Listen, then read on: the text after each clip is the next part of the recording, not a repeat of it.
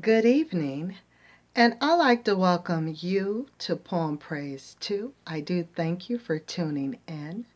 Peace be upon you. And we're going to move right along in breaking the chains of psychological slavery. We are now in chapter 2, which is Liberation from Mental Slavery. The section entitled that we are in is Let Us Make Slaves. And it goes like this. How did the slave makers accomplish this deadly feat? They engaged in a systematic process of dismantling any and all mechanisms that preserve the continuity, CONTINUITY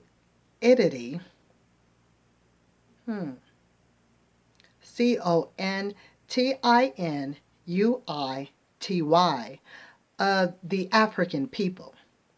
The African captives were separated from related language groups, were isolated from their most familiar selves. Any of the rituals which preserve the integrity of the African culture, from marriage to funerals, were forbidden, and alien practices were substituted, or none were permitted at all. They cut the tongues from the griots who tried in the quiet of the night to remind the people that there was a continuity, there it is, that reached beyond the fields which they had come to know in Jamaica, Bahia, Alabama, Georgia, and Virginia.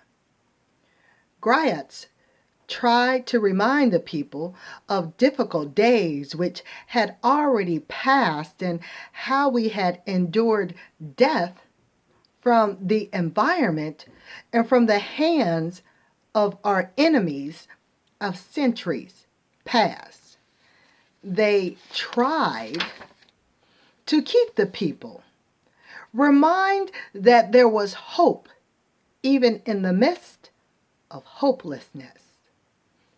This story was stopped, and the teller was called a troublemaker and used as an example of the fate of those who dared to sustain the captive's story of salvation.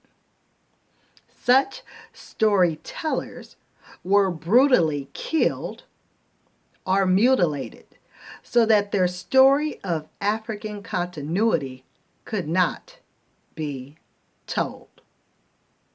Slave owners frequently snatched suckling infants from their mother's breast for fear that the natural empathy of the birth mother might communicate a message of resistance that would undermine their process of captivity. Because you know I'm a mother. Take the mother from the suckling breast.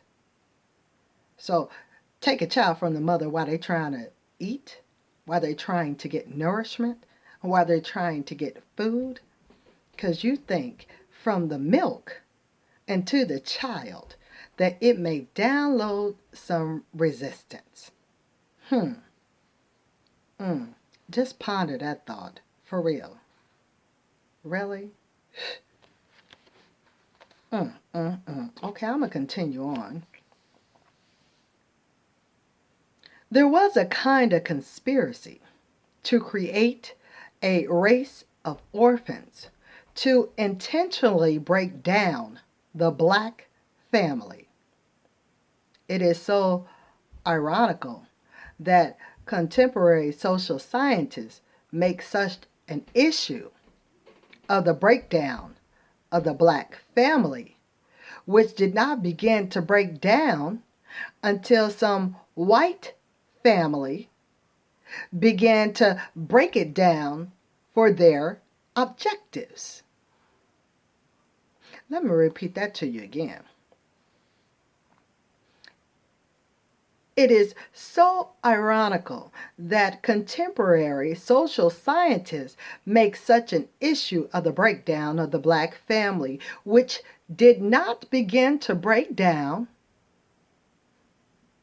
until some white families began to break it down for their objectives. Now, as we discussed in the previous section, families were broken up at the whim of the slave master. In addition, black men were forced to watch their wives, daughters, sisters, and mothers raped by their owners. Such experiences effectively disrupted the sense of connection and reciprocal protection that exists in the preservation of family systems. By undermining this loyalty and protective image for almost 20 generations or 40 years, one is able to create a painful alienation between men and women, which continues to contaminate the reciprocal respect that men and women must have for each other in order to develop and maintain families. As we have discussed in earlier parts of this volume, the personal character of the former slaves were distorted in ways that even 130 years from legal emancipation, we still carry the scars.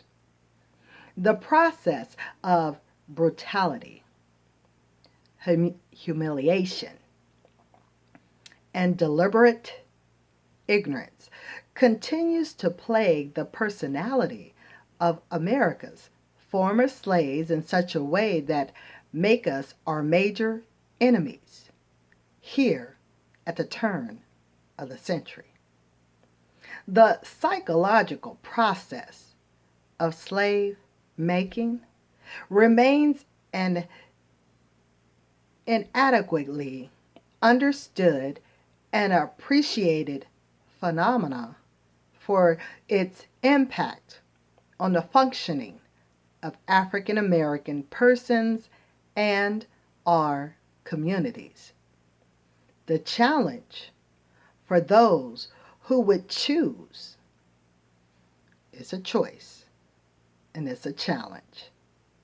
The challenge for those who would choose to be healers of black life must be the removal of these psychological chains.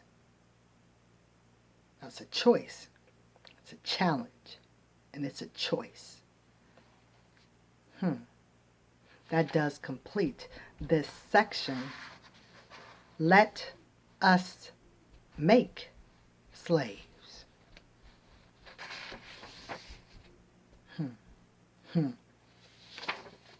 The next title of the next section in Liberation from Mental Slavery is Strategies to Break the Chains of Slavery.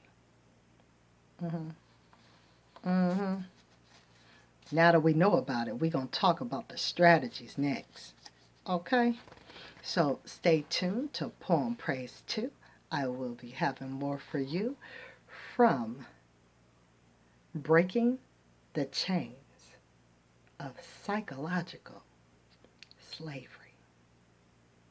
All right. And until I speak to you again, I want you to be blessed. And I'll talk to you later.